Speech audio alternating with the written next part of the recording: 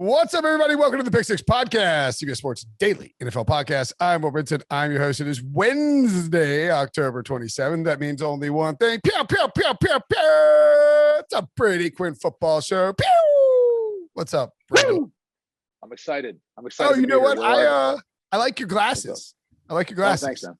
And thanks. I mentioned that because I was, sometimes I like see you doing dumb stuff on television on Saturdays. Yeah, or like not dumb stuff, but like amusing stuff. You see it? Yeah. I rewound it and videotaped it. Like I meant to text it to you, but I forgot. Can I tell you the backstory behind that? There were but so people know you're on the big show, kickoff, the big noon kickoff on Fox Sports every Saturday. It is it's an entertaining watch leading up to college football with Brady, Matt Leinart, Reggie Bush. Bob Stoops on now. Bob Stoops. Yep. Bob Stone is a great host. And anyway, Brady's doing this thing with his glass. I think it was your glasses or the Leinert's glasses. It was Rob Stone's. It was Rob Stone's glasses. Yeah. Okay. So anyway, go ahead. The best part about it was I kind of had the idea. This all stemmed from that Saturday Night Live skit with Chris Farley. I'm the biggest Chris Farley fan you'll ever see. Like, love Tommy Boy, love Black Sheep. Used to watch those on repeat when I was young. Beverly Hills Ninja. Like, I loved anything Chris Farley was in.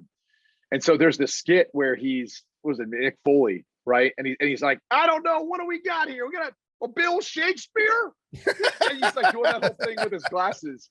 And it like hit me because we're watching Oklahoma and playing Lawrence, Kansas, and Kansas is taking it to him.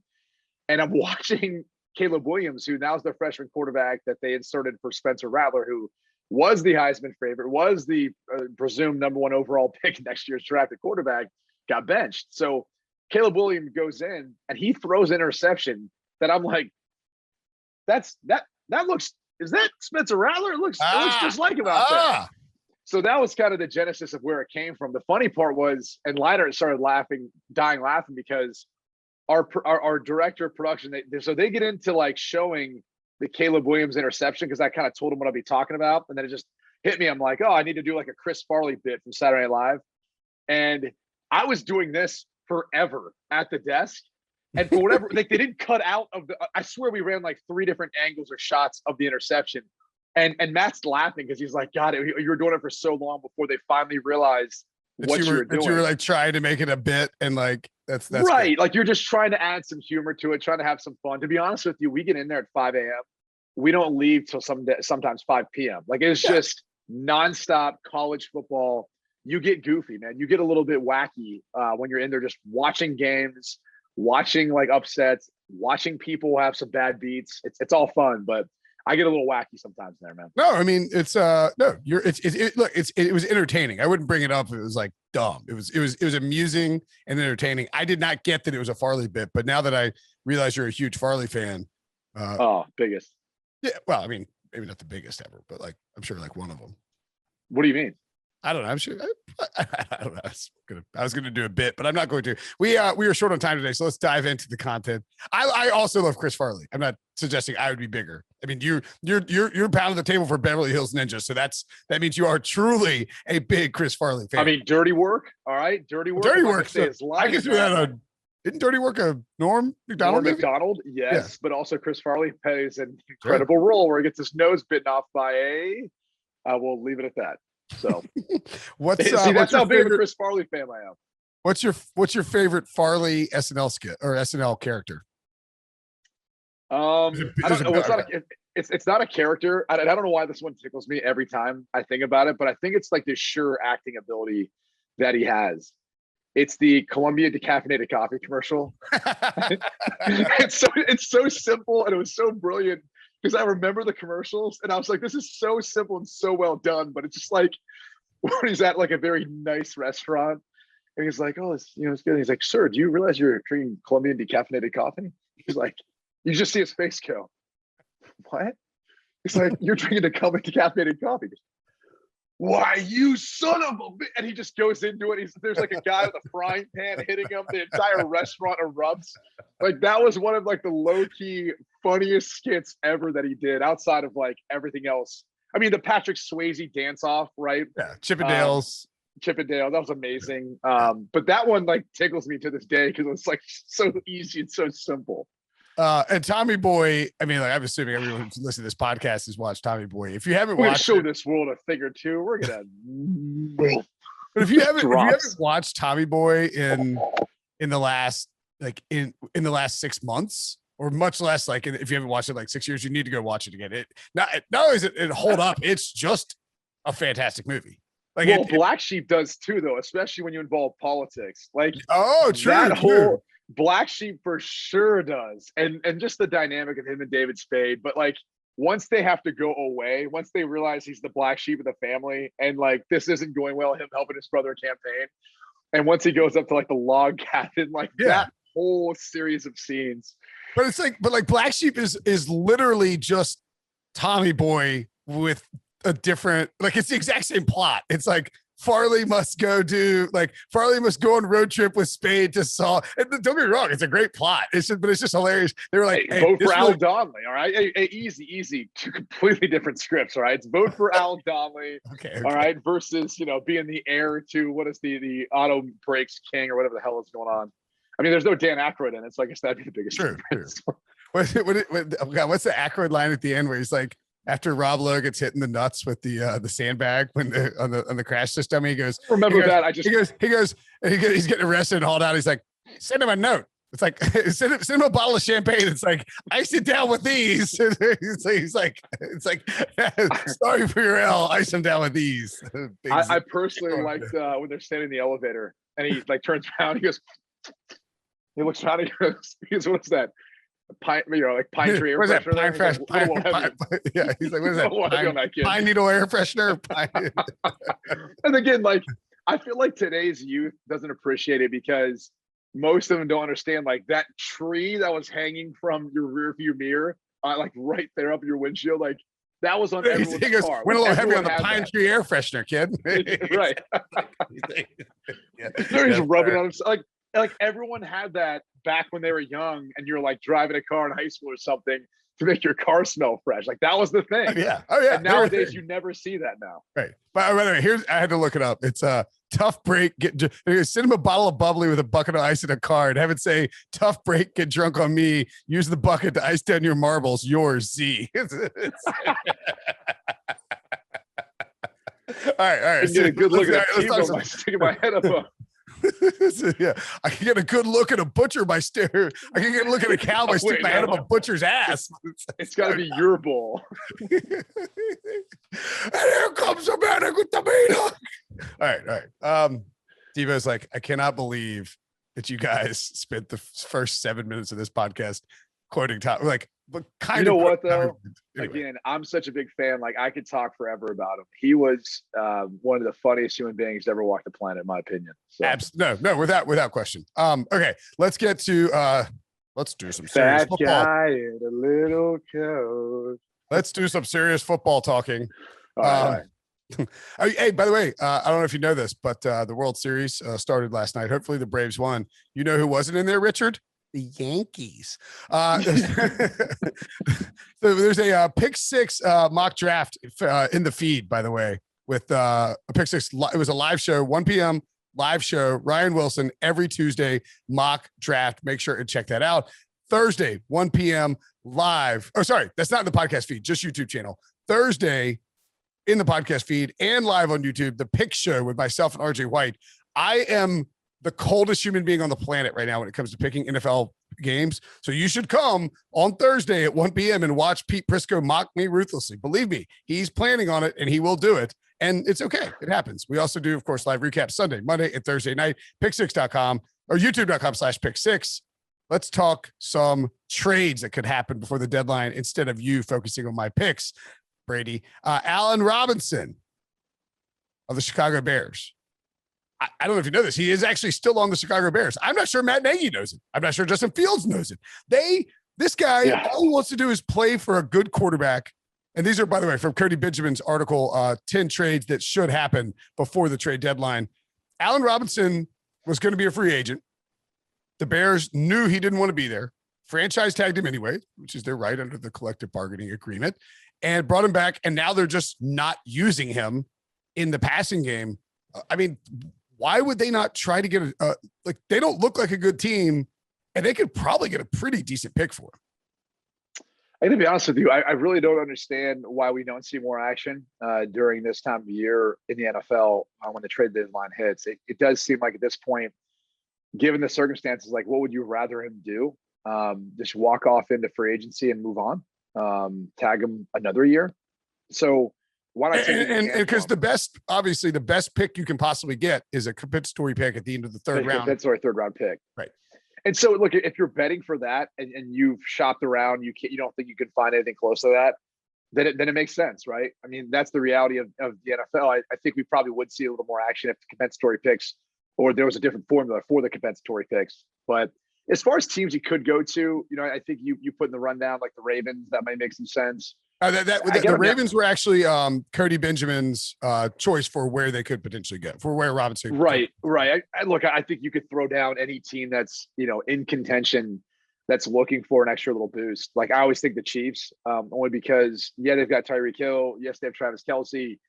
I feel like they're like best suited when they have that kind of reliable like other third option. And I'm not saying that that's the reason for their struggles this year. It clearly seems like Patrick Mahomes is pressing. There's been sometimes he's forced the ball. There's been some unlucky stuff. I mean, passes that should have been caught that were tipped that weren't.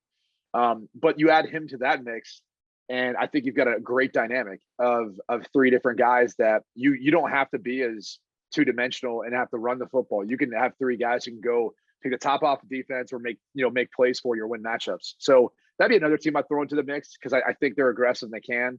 The Ravens, the Chiefs. I mean, outside of that, I mean, maybe you'd say the Steelers, although that's not really their style. And I think when you look at what they already have with Claypool and Johnson and some of the other pieces, Freiermuth at tight end, I don't know if it's a huge necessity for them. So This is one where, like, I think if you're Matt Nagy and, as right now, may not even coaching this week with COVID, you're probably more worried about your job security. And so you trade away a guy like this.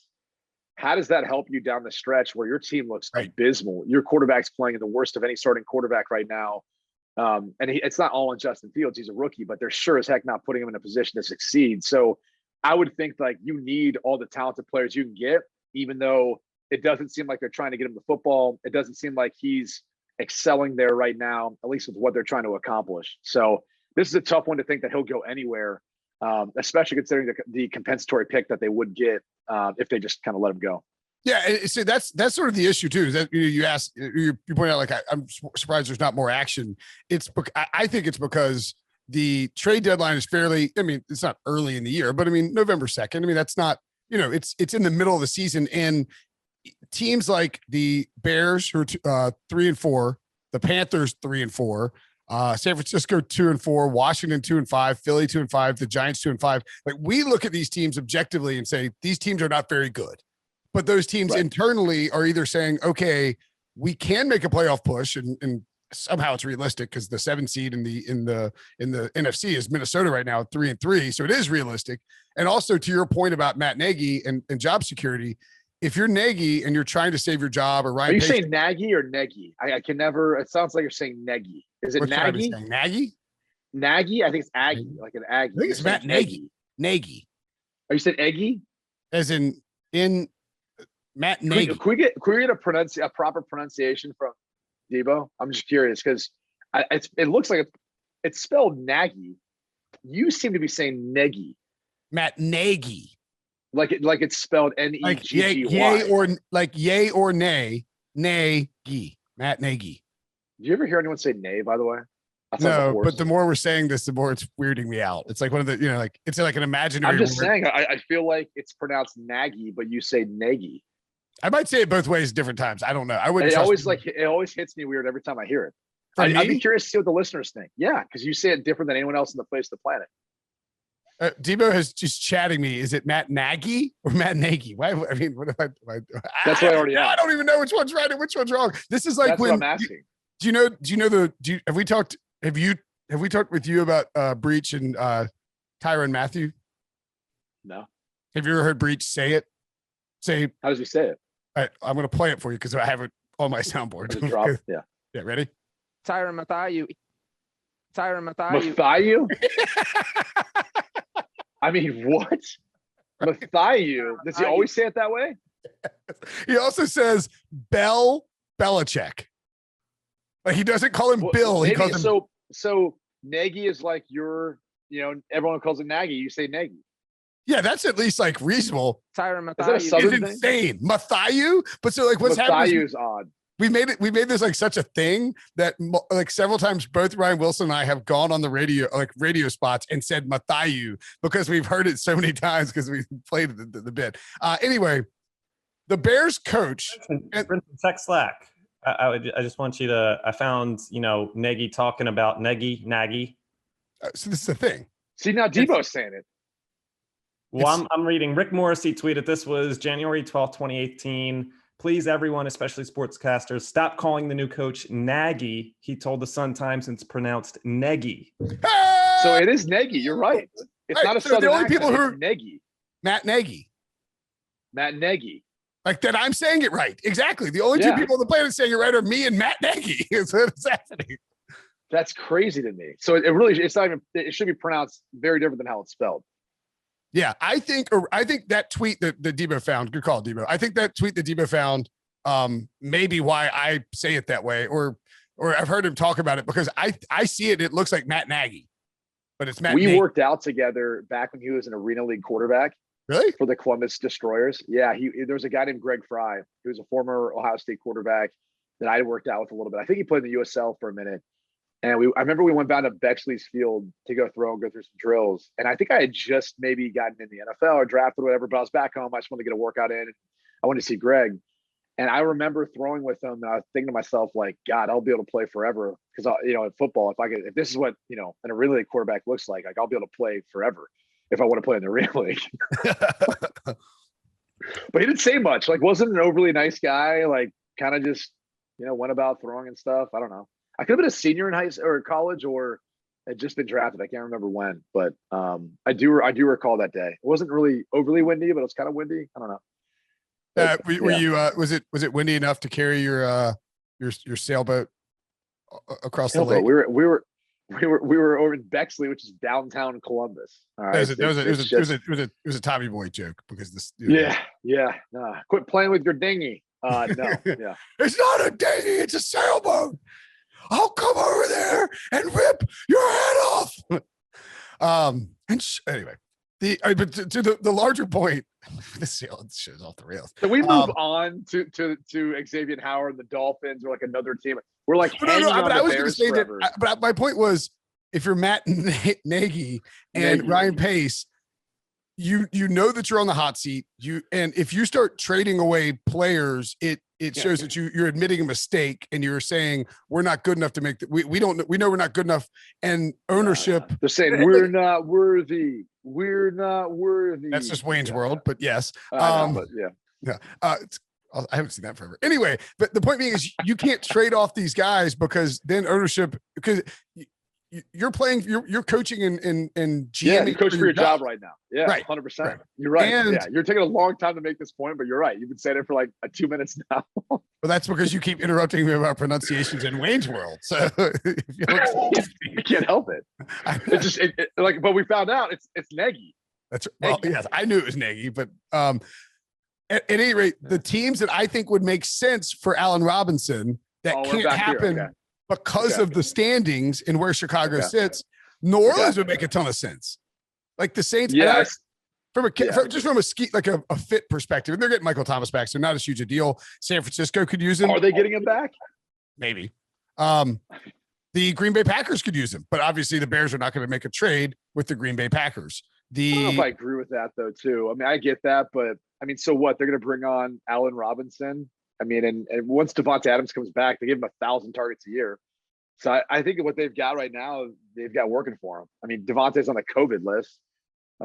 So it is what it is. I mean, I'm just saying he would be, I don't think that trade would happen. I'm just saying the Packers are consistently mentioned as a team that could use an additional wide receiver. Maybe you like Valdez-Scantling, maybe you like Allen Lazard. A secondary option wouldn't be the worst thing in the world for the Green Bay Packers. There's another team I saw that could use him, and I'm forgetting now. The Colts. Yeah, probably. I think that's a team that makes the most sense, only because they're trying to get back into it, right? Make that playoff run. They're on a much better pace. So that would make maybe the most sense of any of the teams that like aren't quite there yet, but are trying to catch Tennessee in their division and be a wild card team. I mean, the fascinating thing is just the AFC North because no team's sub 500. Yeah. And outside of the Bengals, because I think they've got plenty there. I don't think the Browns would be looking for one either. And then you've got Baltimore, which I guess could be a potential landing destination for them. But I feel like how do you say Bengals, by the way? Bengals. Bengals. No, that's the band. It's the Bengals. I think you're saying. How are you saying it? I'm catching a bang in there. Yeah. Bengals? Oh, the Bengals. Like bang. It's the Bengals. Like Joe Burrow. Bang. Joe Burrow to Jamar Chase. Bang. Bang. Bang. Bang. What is happening? I love it. The Bengals. It's not the Bengals. Bang. It's the Bengals. It's Joe Burrow to Jamar Chase. Bang. Xavien Howard. Bengals. Bang.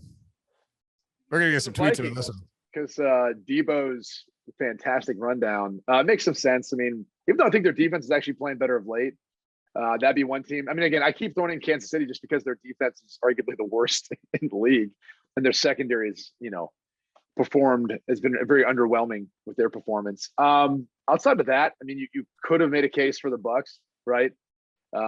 It's a different conference. It's a team that's dealt with a bunch of injuries at the cornerback position.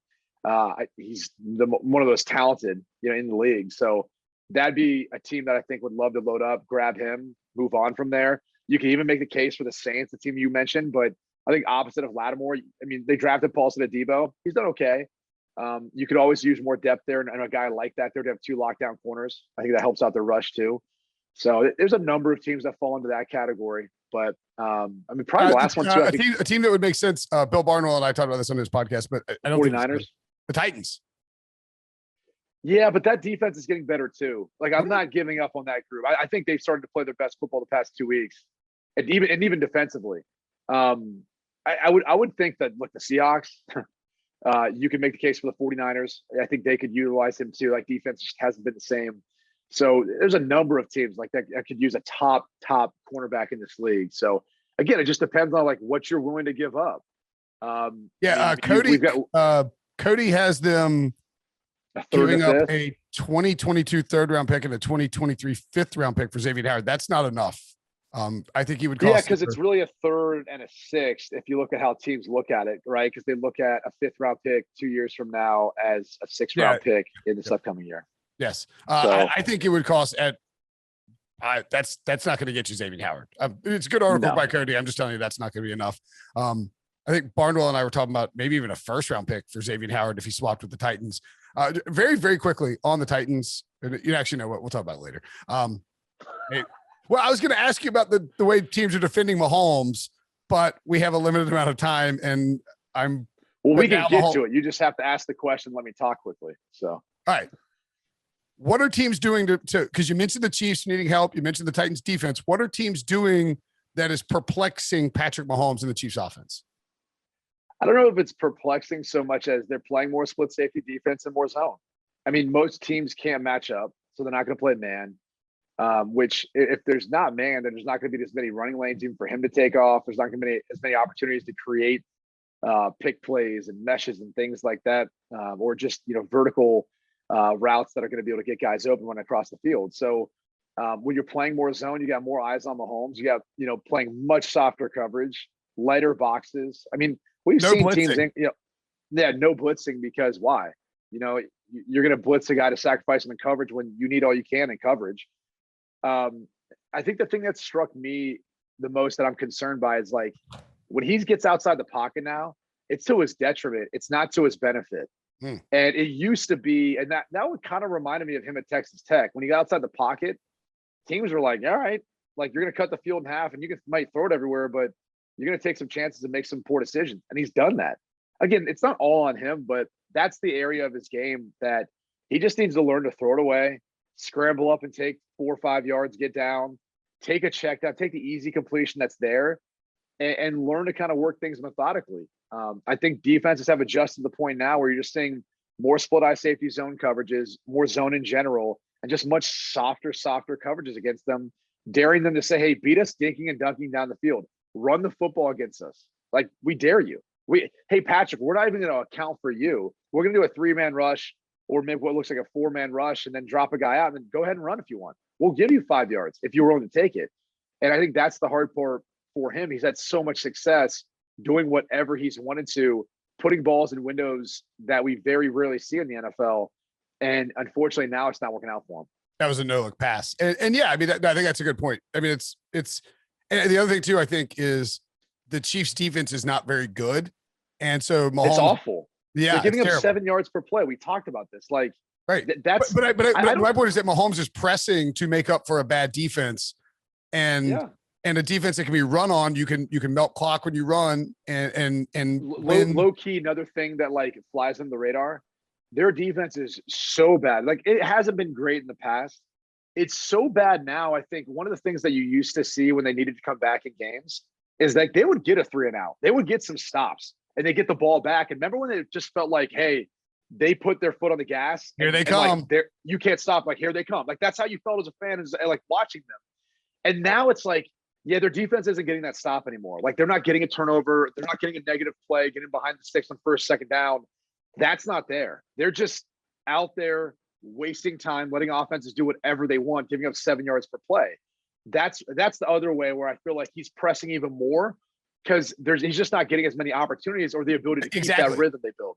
Yeah, because he knows that each possession, he's not getting as many possessions because his defense can't get off the field. So every possession he's pressing, and instead of taking that check down to that throwaway, he's trying to hit the home run and score 14 points. When obviously you can only score 6, but mentally that's tough. And and it's sort of the same thing we saw with Josh Allen for a couple week stretch last year, where he, Tom Brady, when teams started, they're like, all right, we're not letting you take us up top anymore. We're, beat us underneath. He's like, okay, cool. And, he just ping, ping, ping, ping, ping. And for whatever reason, the Chiefs offense just hasn't adjusted to it. It's wild. I think they'll figure it out, but it's not a great year.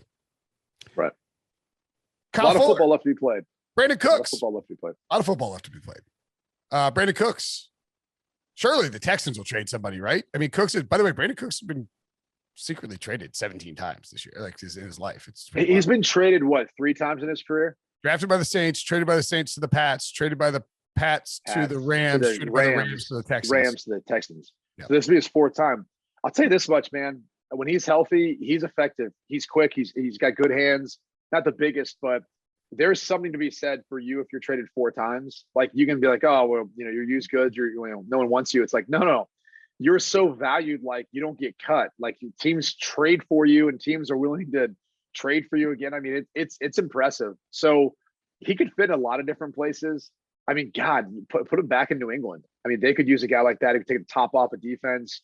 I think his skill set fits to what Josh can do with him underneath to give him some catches to then complement downfield passing. But he'd be a good fit there. He'd be a good fit. I think obviously the Packers is kind of who we have down as one of their teams, which seems to be a popular team. I'd love to see him Kyle Shanahan's offense personally. I think that'd be really neat.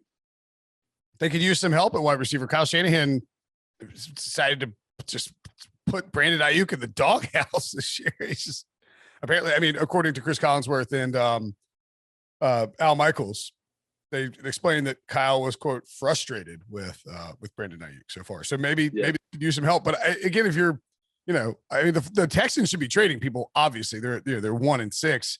I don't know if San Francisco is necessarily squatting on enough draft capital to go out and add more wide receivers when that's not really their biggest problem. But I agree he would be a good fit there. Does Tampa need to? I mean, I know they have Chris Godwin, Mike Evans, Antonio Brown loaded at the position, but as good as they are. Tyler Johnson, Scotty Miller. I mean, is there any reason for them to add more depth at the position and just really like super team this thing? No, I mean, the Panthers are the team that I think I'd look at if I was them. Now, granted, you might be trying to give up draft capital for Deshaun Watson. That's a whole other story, which we haven't got to him yet. But I just kind of look at it and think like I'm looking at rosters that seem more depleted. The Dolphins would be an interesting one too, only because you've got some guys after this year who will be moving on. I mean, they've invested in the draft. A guy like Jalen Waddle, obviously, and you still have Gesicki and Mac Hollins, other players who've stepped up, but like kind of assume Parker's probably going to be gone. And so, there's maybe a thought that it would make some sense there. But again, quarterback is paramount to all of that. And if you haven't have that figured out, then you probably want to focus on that first and save up your draft capital there. So that's the hard. I mean, hey, if you're the Panthers or Dolphins, what you do is you call about Brandin Cooks, and then you know what, you listen, Big Jack. Just go ahead and throw Deshaun in there too. We'll give you a couple more first rounders. Don't worry about it. It's not a bad idea. It's not a bad idea. If I'm trading for Watson, give me Cooks too. Do you think Watson? The problem is like the Texans need him. Yeah, I mean, like they're like, who would be a team that could use a wide receiver? The Texans. The Texans. They could use it well. Well, the Texans could use a lot of things. And Tyrod Taylor's coming back. So who gets traded first? Nick Foles or Deshaun Watson? Watson. Oh, I think Philly's the team that's quiet that you need to keep an eye on, right? Like they moved on from Flacco and they had Minshew there, which if you think about it was kind of brilliant because they got Minshew for a 6th-round pick. They then trade a 6th. Yeah. They trade Flacco and they get back a conditional 6, could be a 5th. So they kind of won out on that one. And now you look and you go, all right, they have 3 first-round picks. I don't know that there's any team better suited to take a swing at this. Literally in 1 year, offer that to the Texans, which if you're trying to rebuild, which they are, in 1 year, you could have 3 top 15 picks as it looks right now. That's pretty enticing. And know Howie Roseman better than anyone else who will make them conditional picks. So if anything happens with Deshaun, maybe those aren't necessarily going to Houston. But the reality is you could just have one miss on a draft in order to get Watson and to try to figure that out. Because I don't feel like the Eagles are a rebuild. I think they've got a lot of good pieces on that team. So I think that's the team to keep an eye on. 2 things on that. One, John McClain has reported, and we can't know this for sure, and certainly his mind can change, that Deshaun Watson said no to the Eagles. I mean, I don't see how, if you're Deshaun Watson, you say no to a team wants to trade for you, right? Yeah. I mean, went out of Houston, bro. You better be willing to take more than 2 destinations. I mean, what are we doing here? But 2, the interesting thing about the Eagles trading for Watson would be that if you're Philly, part of your selling point to the Texans is, hey, if you trade him to us, it means the Dolphins don't immediately get better. And we're giving you the Dolphins pick. And that thing might be 1st overall or 2nd overall, or 3rd overall. So it certainly would be I mean, if I'm Houston, I'm definitely listening if Philly calls. I'm very surprised at the idea that Deshaun Watson would say no to Philadelphia. That's a weird one. Nick Foles. What would be a landing spot for Nick Foles? That's a tough one. I don't know. Saints? I mean, why? I mean, what's the purpose? You drafted Ian Book. They obviously felt comfortable doing that. They've still got Taysom Hill. I'm not sure what purpose outside of like for injury reasons. I mean, maybe Philly would look at it if they feel like they don't have enough depth or they're not wild about Gardner Minshew. How about bring him back again? How about the Steelers? Yeah, sure. I mean, again, I think Ben's fine, and I think they feel good enough about who they have in Rudolph and Dwayne Haskins. I don't see what the payoff is unless you've got a real need. I mean, I don't know, maybe San Francisco. I mean, Lance isn't ready. He's hurt anyway. And it seems like Kyle Shanahan's frustrated with Jimmy Garoppolo, which is like, dude, he just got back from an injury and he was playing in like a torrential downpour. Like, could cut the guy some slack a little bit. But you don't have another option. So unless you think Nick Foles is going to come in there and light the world on fire, I'm not sure that makes a ton of sense. So I don't know. It's hard. Also, I mean, like, look, I don't want to like bash Nick Foles or anything here, but I mean, the Super Bowl run's amazing, and that was incredible. And he had the 1 year it was like 28-3, or the touchdowns and interceptions. But like, other than those 2 years, and the Super Bowl run was like a 5-game stretch. I mean, it hasn't really worked out for teams starting Nick Foles. So maybe cooler Jets. Sure. All right, that'll do it. I think if you saw Houston move on from Deshaun, maybe Houston would be willing to just have another guy down there. Davis Mills has struggled a bit. Tyrod Taylor's coming back, but maybe that would make some potential sense. I don't know. It's tough because I just don't really see the need that much right now. I agree. All right, let's get out of here. Remember, Brady, brothers don't shake hands. Brothers got a hug. Brothers got a hug. Brothers got a hug, Richard. All right, Brady Quinn, as always, a pleasure, buddy. See you, man.